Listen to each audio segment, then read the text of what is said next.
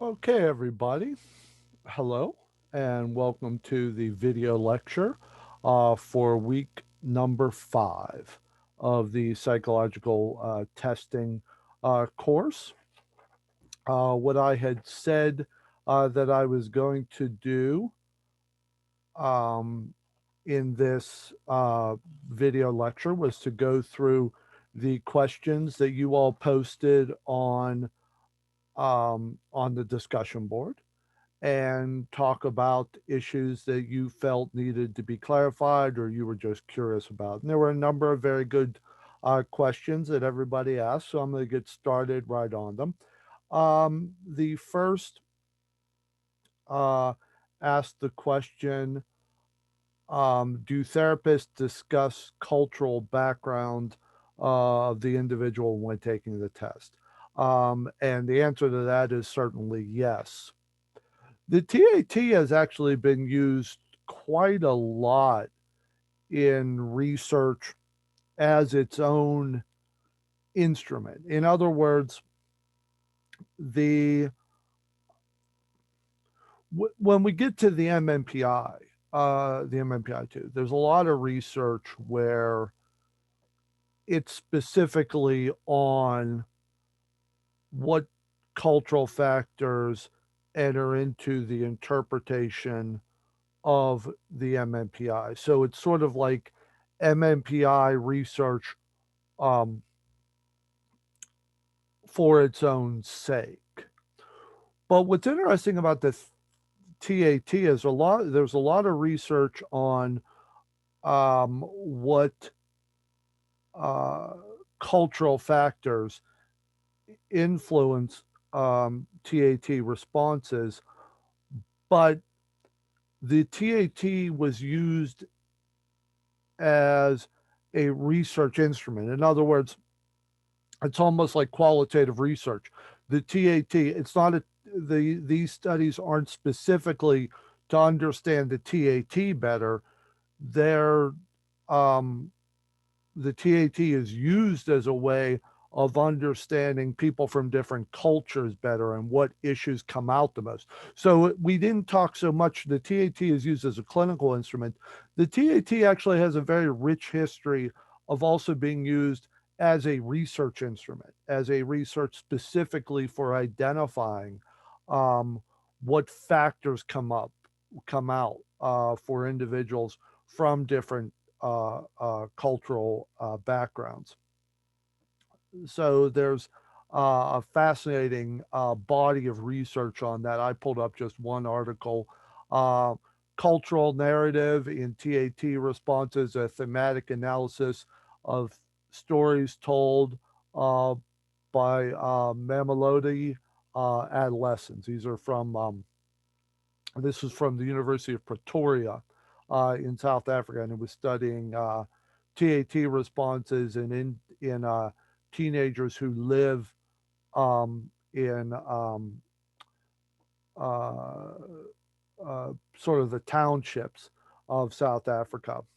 And it obtained TAT stories from 5 adolescent residents uh, as a way of reflecting the cultural narratives that young persons in South Africa draw to make sense of their world. The results indicated common narratives concerning the following: the experience of violence and danger, the experience of close relationships, dealing with challenges, and the role that clothes play. Those were seen as common narratives that came out in responses to the TAT. So it helps you understand a lot of the research on the TAT, helps you understand what cultural factors are relevant when analyzing the TAT. It's just interesting to consider how the TAT was used in this study and similar studies as a research instrument, as a way of pulling out what some of the themes are. If you've taken any qualitative research courses, it's interesting. You can really get a sense of um, uh, you can really get a sense of um, how the TAT ties up with what qualitative research is looking for. Qualitative research often talks about searching for themes and trying to find themes in the responses of the participants. And themes is sort of a common, well, themes is in the name of the TAT. Thematic is the first word. And so um, the TAT, as I said, is a very rich source of material for obtaining information used for qualitative research. So certainly, um, there is a lot of research out there about how individuals from different cultures respond to the TAT.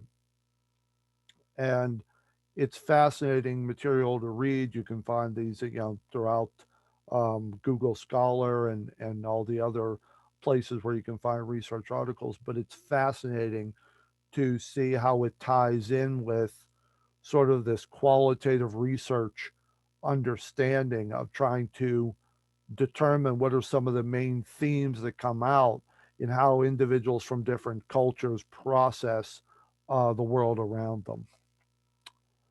Um, the other question had to do with uh, the benefit of understanding how cultural factors can impact on the process, and that's absolutely true. Um, so there's a lot of material. Now, um, it's also interesting to keep in mind that you don't use every card in in the TAT. So it is quite possible that you may want to use um, cards um, that maybe address some of the more cultural um, issues that come up. But one that strikes me as the second picture is specifically about a farm. So if you have somebody who maybe lives in maybe more of a rural life or more of a farm um, area, maybe farming is more part of the background. You certainly might want to lean towards using that card. Now, what's also interesting to keep in mind about that, we have focused in this course on the TAT, um, just because we have to focus on one test and might as well be, might as well be the one that's used the most. But there are different versions of the TAT. There is a version of the TAT where all the characters are African American. It's called the Black Thematic Apperception Test. There have also been versions of the TAT for Native Americans, South Africans, Micronesia, individuals from Micronesia. Um, and there have been, let me just pull up some of the others here. Um, those are some of the major, um, excuse me, there's some of the main ones, but there are a variety of different uh, TATs where the characters are of different nationalities. So that's another useful thing to keep in mind um, that those tests exist as well. Um, the interpretation of them is similar to what we talked about here. In fact, it's the same. It's just that there is an attempt uh, to make the characters in the story someone that the individual taking the test would identify more. Now, I talked earlier about how sometimes those tests, the ones where the characters in the story are made to look um, culturally or in terms of nationality more like the person taking the test. Those have been more successful. I talked earlier about some of them haven't worked. The senior apperception test, which was meant to where all the characters were older, uh, didn't work. It found that it didn't pull for very rich material because the person didn't necessarily recognize himself. The child apperception test is one that hasn't been found to be as successful as the thematic apperception test. So different versions of the test based on cultural background or nationality seem to have worked better than ones where the characters were modified based on age. So anyway, that's a sort of a long way to go around telling that there are other versions of the TAT where the cards are similar, but the characters are made to uh, look more like the individual taking the test. Um, this was an interesting question. Should the therapist who administers the TAT go through it? Uh, I don't know of anybody who specifically has recommended that. But um, I would say it probably is a useful process just to understand the test taking material in general. Now, this person also wrote a question about could the therapist's unconscious reaction impact on how they interpret the results of other people? That certainly could be an issue. But that's an issue throughout all of therapy. You know, if the therapist's reaction impacts how they respond to the client. So um, I think it can be an issue. Um, but just going through the TAT isn't really going to help with that. Um, it's more of an experience that why therapists go through their own therapy so that they don't let their unconscious material impact how they respond to the person. But that's a little bit of a different question than should the therapist take the test themselves. I think it can be a useful experience. Um, Unfortunately, it's something we don't get to go through here. But when I went to graduate school, a lot of people I know went to graduate school. We kind of gave it to each other. Like, you know, when you're a graduate student, when you're in training, you might take it and interpret. And um, I don't think that the interpretations were considered to be that strong. It's just more of an experience of what it feels like uh, to take the test. So I guess where I'm going with this is it's the issue of whether a therapist's unconscious material could impact on um, how they interpret the material is very much a real concern. But it's not a concern removed from the whole idea that a therapist's unconscious material could impact how they respond to a client in general. That's always an ongoing concern that therapists have to watch out for. So I don't think that enters into more with the TAT interpretation than it does for other things. Um, Nor do I think taking the TAT necessarily um, helps with that, except to the degree that if a therapist is in their own therapy and their therapist wants to use the TAT and is interpreting it. I just think that taking the TAT, like taking almost any test, can give you just a feel for what it's like. You know, for someone to show you the card and you got to come up with a story. It's just interesting to see what that feels like. How do therapists interpret the patient's reaction to the cards? Um, and so, specifically, this person mentioned the person's affect changing while the client is responding to the cards. So, this question, so let me go back to it. Um, how does the therapist interpret patient's reactions to the cards affect changing? Um,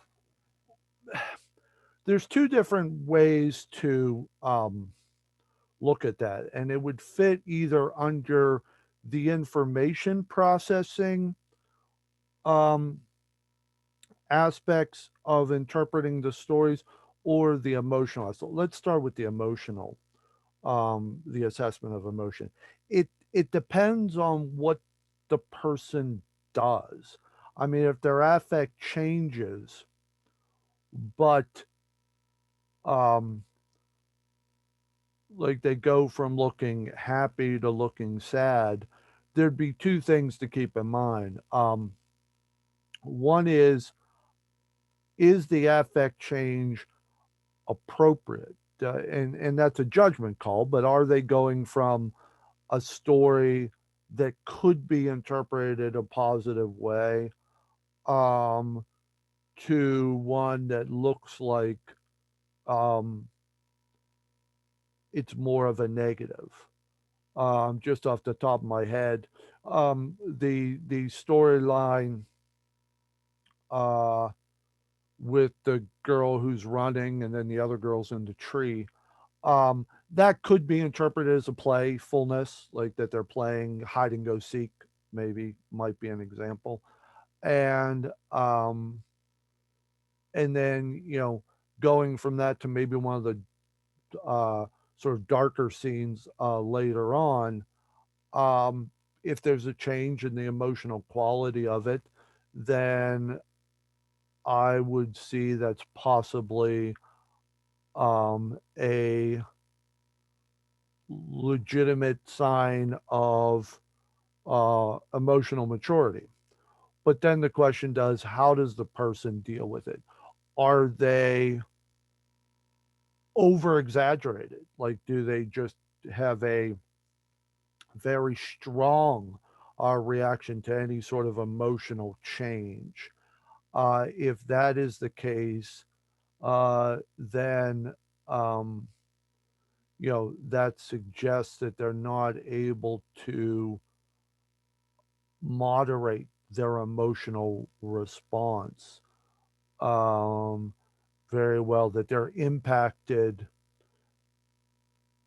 uh, considerably on uh, on um, by emotional material. Now, it would be interesting. I would want to see, for instance, if someone changes drastically from uh, from happy to sad just based on the card, and you can tell by the look on their face. I would want to know, does it seem exaggerated? Does it seem like they're reacting stronger than you might expect, given that all that really happened is they were shown one picture that maybe they could interpret as positive and one picture that they could maybe interpret as negative? Um, was it exaggerated? So what I would look for is how uh, obvious was the how obvious was the change? How obvious was the affect change? That would reflect um, how quickly that person maybe is impacted by changes in their environment. I mean, the truth of the matter is that healthy functioning often involves you not necessarily responding emotionally to even minor changes in what is going on around you. And if the person's affect changes drastically just based on the fact that the card changed, um, I would say that would be a reflection that the person is strongly um, impacted by emotional material coming at them. If they make a comment, if they suggest that they are more upset by the picture, that would fall more under the information processing category. This whole idea that the person cannot really take in material uh, and do well with that. I had forgotten the term. The category specifically would be planning, the planning stage, in terms of materials coming at them, and maybe it's a little bit more emotional for them. So that would suggest that they're strongly impacted by emotional stuff coming at them. And then you would want to say, well, what do they do with that? Do they strongly react to the emotional part, but they are still able to work with it and do something with it, or do they start making comments? Do they just completely lose the whole process and stop even trying to tell the story until they tell you how upset they are about what's going on? And that would suggest, so a strong response to the card would suggest difficulty dealing with reacting to even slight changes in the emotional milieu of what's going on in very strong ways. And then if they just sort of lose the whole process and stop being able to even tell you the story or answer your questions about it or give you the information that they're supposed to give, that would all reflect a degree to which their planning and follow through on tasks can be strongly impacted by emotional material.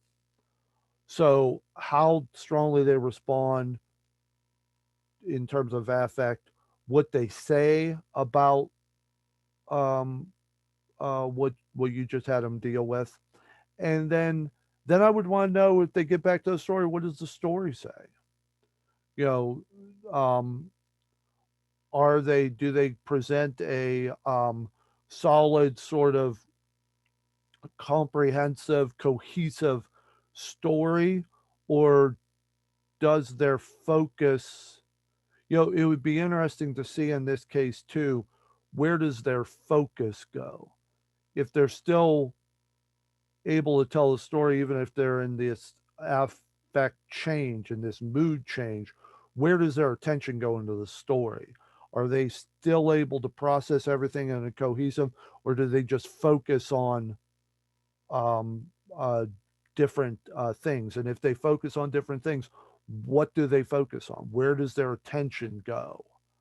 Um, that sort of is their magnet for this emotional response. Okay.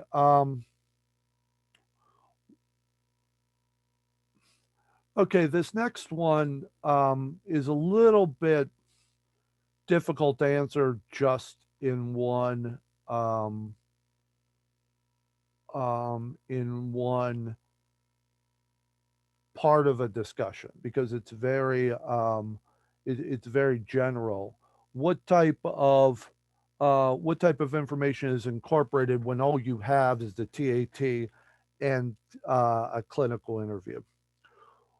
Well, the book has all sorts of examples of just what what they did with the when interpreting the TAT and using information about the clients. That's all through the book, the examples. But let me just give you some general sort of insights.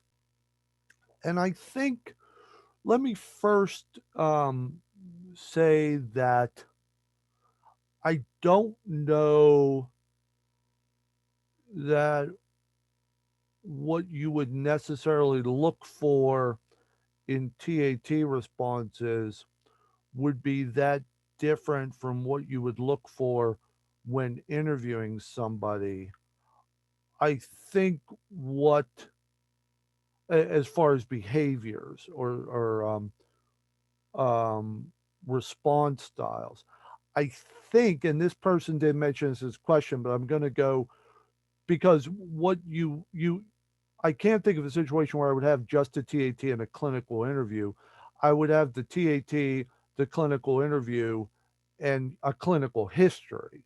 Now, I say that because, particularly with adults, very often the only clinical history you have comes from the clinical interview. The person tells you their background. Um, so that's very useful. You can, for instance, and there's a number of examples throughout the book. Um, if somebody has been diagnosed with, say, ADHD, and you can maybe see in their responses in the TAT how, where they have difficulties processing material in responding to impulsively. You also would see that in the clinical interview. So I would look for um, uh, in the TAT, what I would look for is some sort of further evidence of where their problems that led to an ADHD diagnosis may have come from.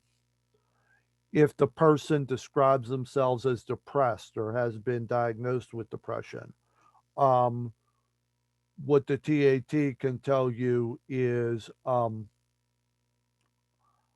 how does the person process the emotional material that they face. One example when it comes to depression that's marked in the book um, is um, empty versus guilty forms of depression. So oftentimes, um, people with depression will present themselves either with a sense of feeling um, empty and like they have nothing positive in their life, or um, um, so emptiness is sort of a degree to where the person feels that they have nothing positive in their life. The guilty form of depression is the person uh, feeling bad about something they have done, feel being depressed due to their putting themselves down for having done something wrong or lived their life in a negative way or not lived up to potential or whatever, feeling they had done something wrong rather than just feeling empty.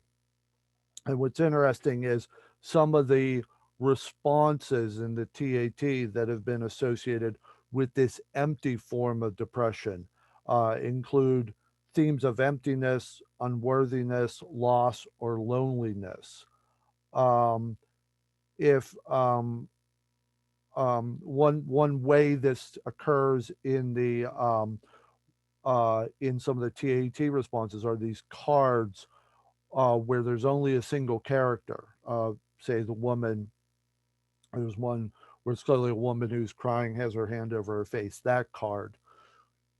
If the person taking the test doesn't introduce any other characters as part of the story, um, that suggests more an empty feeling of that can be a distinction between the empty. If you have someone who's depressed and you know they're depressed, they've been diagnosed with depression, they describe themselves as depressed, they're coming in, they're being treated for depression. Um, if their description of the story, where there's only one person, doesn't introduce anybody else as part of the story, that suggests more of this empty feeling of depression. Uh, Other aspects that come up in TAT stories, more reflective of the empty versus the guilty form of depression.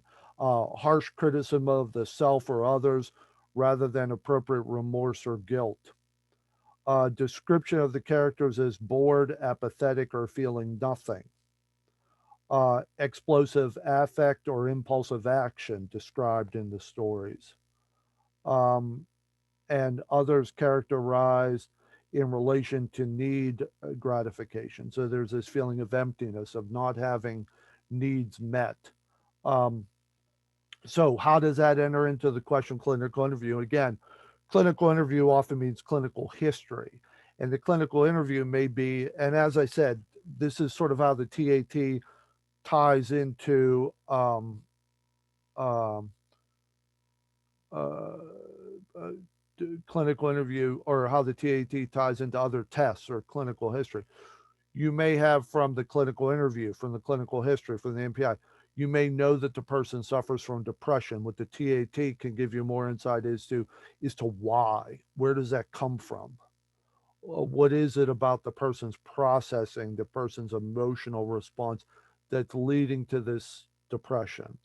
And so very often what you will look for in tying together the TAT stories with the history that you get from the clinical interview or with the symptoms that you get from the clinical interview is um, where do these problems likely come from? Um, Another example would be if you have somebody who you know uh, from the clinical interview, from the clinical history. If you know the person is experiencing anxiety, what you might see in the stories is a degree to which maybe the stories reflect difficulties in daily dealing with the daily hassles of life of individuals in the story, um, not being able to connect the difficulties that they're having every day with any sort of effective long-term solution. Um, the stories may reflect people who are just having difficulty getting through the day. Um, now, and even if they are looking, even if the stories tell of people who are looking for long-term solutions, it may be that those long-term solutions aren't coming. Um, and so that would reflect sort of a difficulty, sort of a schema of difficulties in terms of the person um, seeing a way through sort of the hassle of daily life. Uh, and so that could be a source of where anxiety comes from. Even the person can't verbalize that I don't know what to do um, to get through all the stuff that I have to face every day. If their stories sort of reflect um, that the characters, and it's not, I'm not saying that they say, oh, this person doesn't know what to do um, during the day. It's if they tell a story of a person that even though they're trying to get through every day, they don't know. It's not a story that's likely to have a long term positive effect. You know, they talk in the story of people wanting to be successful and plan for the future, but then also describe a story where that's not actually going to happen. A lot of times with these stories, you know, you're not looking for what the person sees in the story. You want to make sure they're you're interpreting the story that they're giving you. Uh, so the person may say, "Oh, I know, I know what it is they're going to do. They're going to do this," which suggests they have confidence in their ability to plan for the future and to figure out um, how to get through the hassles of daily life. But what you want to look for is not what they're saying about their story, but what's actually coming through um, in the stories that they tell. Are they talking about people who are not only facing the hassles of daily life, but are finding ways that are likely to be effective? Or are they telling stories about people who are trying to get through daily life, and as they describe what they're doing, it all kind of falls apart? You know, they they tell stories where people are stuck, even if they don't notice that they're telling stories about people who are stuck. Um, you know, it's interesting too that when you're tying together what's in the TAT to what's in the clinical interview, that may be what you want to look for as well. Where does the person talk about in the clinical interview having difficulties? And where do they talk about places where they think they're doing okay? And yet, is that consistent with the stories? Do they do they say, "Oh yeah, I get along well with people," and yet when they describe social relationships in the story, um, they are not social relationships. They're not describing a story where the social relationships are likely to be effective. Or, and I think this is, yeah, this is relates to the next question this person asked. Um, you know, are they telling social stories that seem to come from movies or that seem to come from stereotype or sort of rote? You know, the thing about social relationships, especially as people get older, is they're more complicated. There's a lot of different moving parts in social relationships. And do they describe the social relationships in the story when they do describe them? Are they sort of rote? Are they sort of like everybody kind of does the same thing? And so basically, they've only got like one pattern of socialization in their mind. And that may be where, anxiety comes from, is maybe they feel like they're doing okay, but they're not, or or they're feeling a degree of discomfort with people, but they don't want to admit it. Um, Parental relationships can come up in stories like that. Like, do they describe themselves as having good relationships with their parents, and yet the stories that come up, um, take the violin picture. The violin picture often, even though there's not a parent in the picture, parents are often brought into it because there's a kid and there's a violin. Very often the story has something about, um, you know, the kid doesn't want to practice, but they're being told to practice, usually by a parent. So, if the person describes themselves as having positive relationships with their parents, yet when parents come up in the story, it's almost always negative. And I don't mean negative like with the first card. I don't mean negative in terms of the parent is trying to get the kid to practice. That's a pretty obvious part to the story. But how does the parent try to get the kid to practice? Do they make them feel guilty for not wanting to practice? Because no kid wants to practice, or very few. Do they, you know, some obvious examples, do the parents come off as abusive or mean or degrading?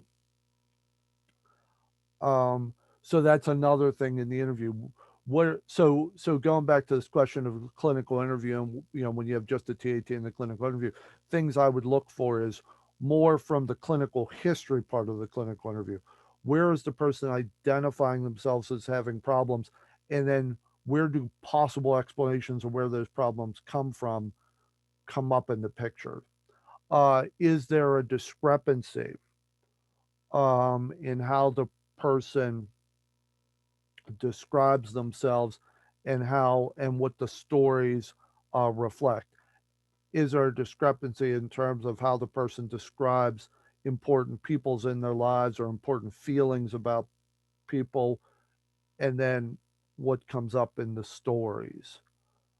Um, are there diagnoses that are in the person's history, um, that different ways of those diagnoses um, being expressed, do they come up in the story? Again, that um, emptiness versus guilty form of depression. And the next question that the person has is, there was a comment in your book about how TAT responses sometimes can be in the form of well known movie scripts or stereotypical responses to stories. And how do you uh, interpret that? You want to look for, if the person falls back on movie scripts or well known stereotypes, you want to try to see um, how that's coming about. You want to look for other evidence, because that could be reflective of two things. One, it could just be the person's style, it could be what they're comfortable with. You're asking them to um, perform a task as far as telling stories, coming up with stories that they may not be 100% comfortable with. Um, this is not with the TAT, this is with the house tree person. But when I've given the house tree person, sometimes you have to spend a little bit of time getting people to recognize it's not an art test, because they'll say, well, I can't draw, I can't. And so, there's a discomfort level with it. And so, people may fall back on sort of a rote style of responding because that's what they're comfortable with. But then that tells you a little bit something about why they might have difficulties. Because if a person relies so strongly on a rote style or scripting as using movie script might be, then you have to ask yourself, well, what happens when that doesn't apply? Um, and so uh, I just so happens a little while ago, I was seeing this TV show, and in the TV show, there was a guy who was, there were, they were drug dealers, and the one guy, um, uh, for reasons they never explained, um, only ever responded in lines from John Denver songs. John Denver is a singer from the 70s. And every response that this guy gave was something from a John Denver song. It was almost like this, it was a rote material. He had every John Denver song memorized. And I believe part of the story they never explained, but I believe part of the story also was um, uh, this man was selling drugs in Texas, but he was from Japan. So I think what it was when he learned English, all he learned were John Denver songs, so he would relate them. But then when a big problem happened, and opposing drug dealers were coming after him, he had no song line to fall back on. He had nothing. He had all this rote stuff that helped him most of the time when he was just sort of doing the same thing as far as selling drugs every day. But then when something happened that was out of the typical daily routine, he didn't have anything to fall back on. So that's just an exaggeration of how, this whole idea of falling into a rote pattern of just relying on movie scripts or stereotypical responses can really impact on how well you're able to function when things go out of the ordinary, when things don't happen the way they typically do, because now what do you do? Um, and not that people have to always respond in movie scripts, but if you're asking a person to do this and they're kind of just falling back on sort of scripts or stereotypical responses, you have to wonder, um, what is our ability to deal with things out of the ordinary, or what happens that if they just have something where that approach just isn't going to work, what happens? Now, the other indication if someone is relying on a movie script is they're just not trying very hard. It's resistance. They don't want to put effort into it. They're hiding from their emotions. They're not wanting to deal with what you're doing, and so they're just not trying. They're just falling back on routine stuff. Are um, um, are therapists looking for reasonable explanations of the problem? Okay. And I apologize. You'll notice I don't know how much this reflects on that. I'm pausing a lot because I'm getting the questions and then um, um, giving the answers I have, but then looking up a few different things I think about while I'm giving my answer. Um, are therapists ultimately looking for a reasonable explanation of the problem that the characters are faced with rather than the content of the story? That's a question that I'm not quite sure how to answer, because the content of the story should include an explanation of the problem that the characters are facing. So it's all part of the context of the story. Um, Ultimately, you're looking at both. Um, because, and I guess I would tie this in that, you're looking at the problem that the character is facing, but by the questions you're asking, you're hopefully getting an answer from the person about how the problem is resolved. Um, and so that would be part of the context of the story. So the problem is there, but it's not supposed to just stick with the problem. It's supposed to go sort of move forward on what happens next. Where does this problem go? What is the context? Not only so you want it all. You want, you're looking for a problem that the characters are facing that fits with the story. so it fits with the context of the story. But then you also want some indication of, because you're asking a person what happens next, you want some sort of context that the problem goes somewhere, that something happens. Um, and so I would see that as being part of the context of the story. Where does it go? Um, Now, the part of this question, uh, reasonable explanation. I mean, reasonable explanation is probably across the board what you're looking for. You want a reasonable explanation of the problem. You want a reasonable explanation of the context of the story. You want a reasonable explanation of what happens going forward. A reasonable explanation, and that again, that's subjective, but a reasonable explanation would suggest that the person has pieced together all the various parts of the story and pulled them together in a way that didn't let their emotions overwhelm them, that showed that they have the ability to plan through all this stuff. And if there isn't a reasonable outcome and a reasonable explanation of the problem and a reasonable explanation of the context, then what you're wondering is, well, where does it fall apart?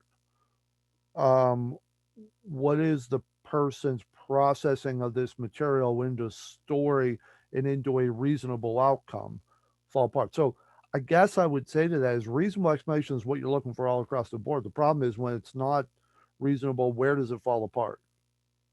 Where does the export, as it's talked about in the book, not really tie into what the import is, what's coming in? Um, why, if it's not a reasonable connection, where does that reasonableness fall apart? And then the last question I have here, I'm just going to read it out loud. What if the patient shared both of the stories you mentioned in your video based on movie scenes they saw? Person got angry because the partner was having an affair and ends up accidentally shooting their partner, versus person found out their partner is having an affair and then decided to shoot themselves. How can one make a distinction between a fleeting association and a conviction? Well, that's part of what you're interpreting. Again, I'm not quite sure I understand the question because I don't know that I remember ever giving this test where somebody just gave two completely different stories. In this example, the question seems to relate that the person is giving two different stories. Well, that would be a problem whether no matter what it is. If all of a sudden you're asking a person to give you a story and they give you multiple stories, then that would suggest some real difficulty either with planning or with reality testing. Um, what is it about this person that made them think that if I'm asking for a story, that it's okay to give me two or three? Um, Now, it could be, so how can you make a distinction between a fleeting association and a conviction? Well, if I don't know if a person giving you two story that you could ever think it's a conviction. That's almost the exact opposite of a conviction. That's being unable to make a decision and go with it. So I would say that would be clear evidence of a fleeting association, and it would suggest that's probably a difficulty for the person, sort of making a decision and sticking with it. If you're asking for the person for a story and they ended up giving you two, then that suggests there's no contact with the reality of what's in the picture. They're just kind of going all over the place, um, and that would suggest um, that they can't even commit. They can't even commit to a story. What does that say about a person's ability to function if they can't commit to a story? You're asking them basically to tell you a story and what happens next in what may take 5 minutes at most, and probably most of the time, not even near that amount of time, and they can't even stick with that. So I would say that if you get someone telling you two stories in any context on these cards, you've got someone who has clear difficulties with fleeting associations and just sort of going with the moment in whatever they try to do. So, I mean, I think the difference between a fleeting association and conviction, a conviction is when I think it's relatively straightforward in a TAT. One of the things that I think is useful about the TAT is it's pretty easy to determine when the person's got a conviction because they tell you a story that makes sense. Um, but if they're going all over the place, and certainly if they give you two different stories, that's clearly not only a fleeting association, but that's allowing themselves to sort of be run by fleeting association. Okay, that's all the questions. I stopped to look things up, which is what I like to do. You know, I kind of say things and I look up other stuff that I think will fit while I'm going. But one small problem with this, I have no idea how long I've been recording because I keep stop. So I think it's close to an hour, so we'll stop here, and I'll look forward to seeing everybody Thursday night. See you then.